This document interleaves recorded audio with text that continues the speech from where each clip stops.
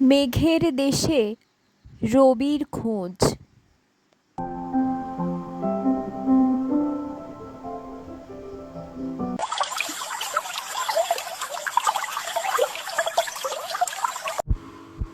সুর শোনালো নীরব নীরে, গান হলো মোর সারা, কোন আকাশে আমার আপন তারা।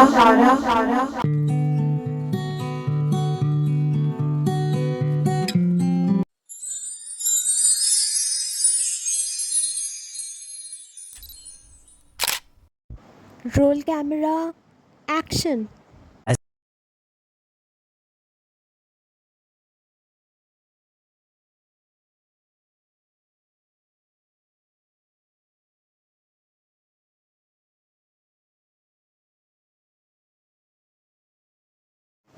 আমি যে বেসেছি ভালো এই জগতেরে, পাকে পাকে ফেরে ফেরে আমার জীবন দিয়ে জড়াইছি এরে।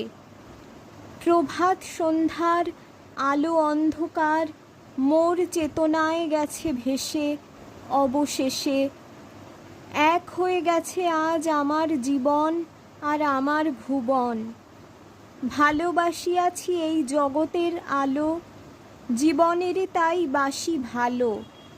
তবুও মরিতে হবে এও সত্য জানি, মোর বাণী একদিন এ বাতাসে ফুটিবে না, মোর আঁখি এ আলোকে লুটিবে না, মোর হিয়া ছুটিবে না অরুণের উদ্দীপ্ত আহ্বানে, মোর কানে কানে রজনী কবে না তার রহস্য বারতা। শেষ করে যেতে হবে শেষ দৃষ্টি, মোর শেষ কথা। এমন একান্ত করে চাওয়া এও সত্য যত, এমন একান্ত ছেড়ে যাওয়া সেও সেই মতো। এ দুয়ের মাঝে তবু কোনোখানে আছে কোনো মিল, নহিলে নিখিল এত বড় নিদারুণ প্রবঞ্চনা হাসি মুখে এতকাল কিছুতে বহিতে পারিত না। সব তার আলো কীটে কাটা পুষ্প সম এতদিনে হয়ে যেত কালো।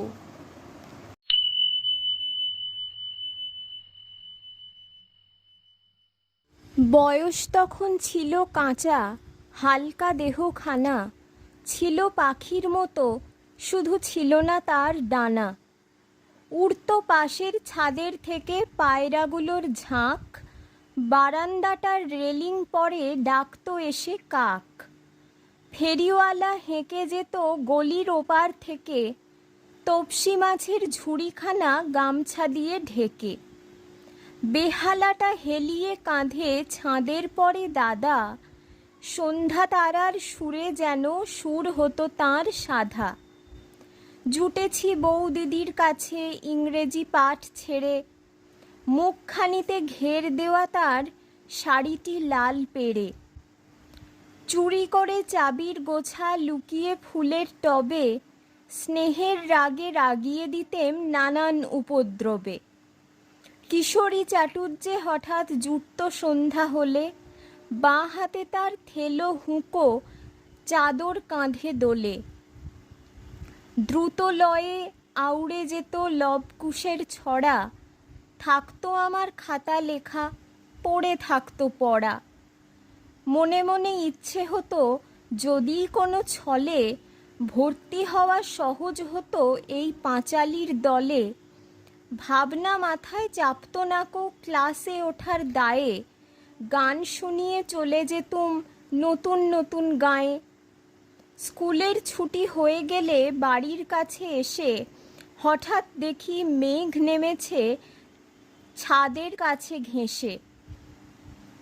আকাশ ভেঙে বৃষ্টি নামে, রাস্তা ভাসে জলে, ঐরাবতের সুর দেখা যায় জল ঢালা সব নলে। অন্ধকারে শোনা যেত রিমঝিমিনি ধারা, রাজপুত্র তেপান্তরে কোথা সে পথ হারা। ম্যাপে যেসব পাহাড় জানি, জানি যেসব গাং, কুয়েন লুন আর মিসিসিপি ইয়াং সিকিয়াং। জানার সঙ্গে আধেক জানা দূরের থেকে শোনা, নানা রঙের নানা সুতোয় সব দিয়ে জাল বোনা, নানা রকম ধ্বনির সঙ্গে নানান চলাফেরা, সব দিয়ে এক হালকা জগৎ মন দিয়ে মোর ঘেরা। ভাবনাগুলো তারই মধ্যে ফিরতো থাকি থাকি, বানের জলে শ্যাওলা যেমন মেঘের তলে পাখি।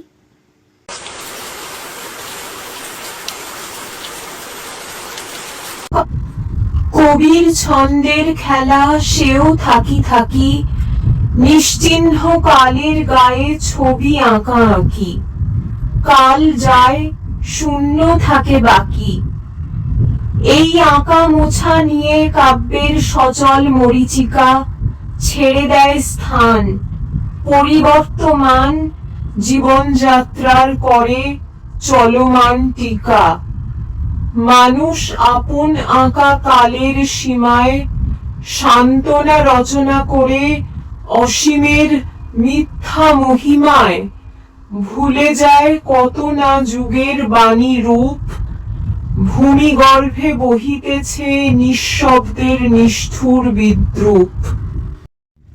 প্রথম থেকেই সহজের বিরুদ্ধে লড়াই করতে করতে এই প্রবৃত্তি মানুষের পক্ষে এমনি স্বাভাবিক হয়ে গেছে যে অনাবশ্যক দুঃসাধ্য সাধনও তাকে আনন্দ দেয়। আর কোনো প্রাণীর মধ্যেই এই অদ্ভুত জিনিসটা নেই। যেটা সহজ, যেটা আরামের, তার ব্যতিক্রম দেখলে অন্য কোনো প্রাণী সুখ বোধ করতে পারে না।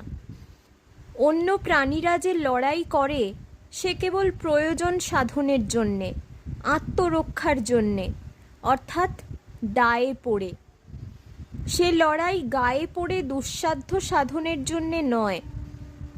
কিন্তু মানুষই কেবলমাত্র কঠিন কাজকে সম্পন্ন করাতেই বিশেষ আনন্দ পায়। এই জন্যেই যে ব্যায়াম কৌশলের কোনো প্রয়োজন নেই সেটা দেখা মানুষের একটা আমোদের অঙ্গ। যখন শুনতে পাই বারংবার পরাস্ত হয়েও মানুষ উত্তর মেরুর তুষার মরুক্ষেত্রের কেন্দ্রস্থলে আপনার জয় পতাকা পুঁতে এসেছে, তখন এই কার্যের লাভ সম্বন্ধে কোনো হিসেব না করেও আমাদের ভিতরকার তপস্বী মনুষ্যত্ব পুলক অনুভব করে। মানুষের প্রায় প্রত্যেক খেলার মধ্যেই শরীর বা মনের একটা কিছু কষ্টের হেতু আছে। এমন একটা কিছু আছে যা সহজ নয় বলেই মানুষের পক্ষে সুখকর।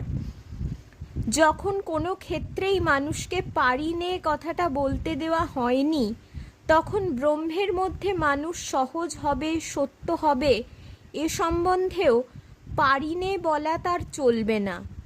সকল শ্রেষ্ঠতাতেই চেষ্টা করে তাকে সফল হতে হয়েছে। আর যেটা সকলের চেয়ে পরম শ্রেষ্ঠতা, সেখানেই সে নিতান্ত সামান্য চেষ্টা করেই যদি ফল না পায়, তবেই কথা বলা তার সাজবে না যে আমার দ্বারা একেবারে সাধ্য নয়। বৈষ্টমী একদিন জিজ্ঞাসা করেছিল, কবে আমাদের মিলন হবে গাছতলায়? তার মানে গাছের মধ্যে প্রাণের বিশুদ্ধ সুর, সেই সুরটি যদি প্রাণ পেতে নিতে পারি, তাহলে আমাদের মিলন সঙ্গীতে বদ সুর লাগে না। বুদ্ধদেব যে বোধি দ্রুমের তলায় মুক্তিতত্ত্ব পেয়েছিলেন, তাঁর বাণীর সঙ্গে সঙ্গে সেই বোধি দ্রুমের বাণীও শুনি যেন দুইয়ে মিশে আছে। আরণ্যক ঋষি শুনতে পেয়েছিলেন গাছের বাণী, বৃক্ষ ইব স্তব্ধ দিবি তিষ্ঠত্যেকঃ। শুনেছিলেন, যদিদং কিঞ্চ সর্বং প্রাণ এজতি নিঃসৃতম। আমি ইউনিভার্সিটিতে পড়তে পেরেছিলুম 3 মাস মাত্র, কিন্তু আমার বিদেশের শিক্ষা প্রায় সমস্তটাই মানুষের ছোঁয়া লেগে। আমাদের কারিগর সুযোগ পেলেই তার রচনায় মিলিয়ে দেন নতুন নতুন মাল মশলা। 3 মাসে ইংরেজদের হৃদয়ের কাছাকাছি থেকে সেই মিশেলটি ঘটেছিল। আমার উপরে ভার পড়েছিল রোজ সন্ধেবেলায় রাত 11টা পর্যন্ত পালা করে করে কাব্য নাটক ইতিহাস পড়ে শোনানো। ওই অল্প সময়ের মধ্যে অনেক পড়া হয়ে গেছে। সেই পড়া ক্লাসের পড়া নয়, সাহিত্যের সঙ্গে সঙ্গে মানুষের মনের মিলন। বিলেতে গেলেম, ব্যারিস্টার হইনি, জীবনের গোড়াকার কাঠামোটাকে নাড়া দেবার মতো ধাক্কা পাইনি। নিজের মধ্যে নিয়েছি পূর্ব পশ্চিমের হাত মেলানো। আমার নামটার মানে পেয়েছি প্রাণের মধ্যে। সিনেমাটা সম্পূর্ণ হলো না। শুধু শেষ নাহি যে শেষ কথাকে বলবে তার জন্যই নয়, আমি দেখানোর মতো আর কিছু খুঁজে পেলাম না। হ্যাঁ, এই 80 বছরের বর্ণময় জীবনকে অনুসন্ধান করেও আমি তেমন কিছু দ্রষ্টব্য এনে দিতে পারলাম না আপনাদের সামনে। তার জন্য যেমন প্রযুক্তিগত জটিলতা এবং আমার সীমিত জ্ঞান বর্তমান অন্যতম কারণ হিসেবে, তেমনি ক্রমে ক্রমে দেখে চলা স্ববিরোধ এক হতাশার আগল তৈরি করে দেয়। তারা বলেছিল দেখাতে, মুখে না বলতে। আমি একটা ঘটনার কথা শুধু উল্লেখ করি, রবীন্দ্রনাথের প্রাসঙ্গিকতা বিষয়ে। তাঁর শিক্ষা চিন্তা সম্পর্কে আমি একটা ভিডিও তৈরি করতেই পারতাম, কিন্তু যখন দেখি পাশের বাড়িতে একজন মা তার ছোট ছেলে মেয়েদেরকে ইংরেজি মিডিয়াম স্কুলে পড়ানোর জন্যে চড়থাপ্পড় মারতে মারতে পড়াচ্ছেন তাল গাছ এক পায়ে দাঁড়িয়ে সব গাছ ছাড়িয়ে, তখন রবীন্দ্রনাথ কোথায় থাকেন জানি না। এই লাইনটার ব্যাখ্যা আশা করি করার প্রয়োজন পড়বে না। রবীন্দ্রনাথকে খুঁজে নিতে হবে, বুঝে নিতে হবে। আমার চ্যানেলের অ্যাবাউটে সেই কটি লাইন কবিরই স্বরচিত লেখা আছে। নীরবে শুনিবে মাথাটি করিয়া নিচু, শুধু আভাসে বুঝিবে আর বুঝিবে না কিছু। তারপরটা তো সবাই জানে।